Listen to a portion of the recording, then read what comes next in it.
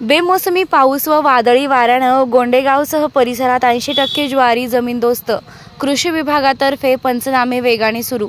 गेल्या 2-3 दिवसांपासून भडगाव तालुक्यात बेमोसमी पाऊस व वादळानं शेतकऱ्यांच्या तोंडी आलेला घास निसर्गानं हिरावून घेत ज्वारी, दादर, बाजरी, मका हे पीक जमीनदोस्त झालं असून भडगाव कृषी विभागातर्फे कृषी सहाय्यक अनिल तायडे, लोकनियुक्त सरपंच राहुल नेहरू पाटील, ग्रामपंचायत सदस्य तलाठी पोलीस पाटील यांच्यासह पंचनामा करत असून जवळपास 80% काम पूर्ण झाल्याची माहिती कृषी सहाय्यक अनिल तायडे यांनी दिली आहे। राहिलेल्या शेतकऱ्यांनी दिनांक 2 मार्च पर्यंत रब्बी ज्वारी पिकांचे पंचनामे करण्याचे आवाहन कृषी सहाय्यक यांनी केले आहे। गोंडेगाव, दलवाडे, कसगाव, घुसर्डी, नावरे, वाडे, गुढे, कनाशी, लोण, पिराचे, कोळगाव, सावदे, बांबरुड परिसरात ज्वारीचं पीक आडवं पडल्यानं शेतकऱ्यांच्या उत्पन्नाला मोठ्या प्रमाणात फटका बसणार आहे।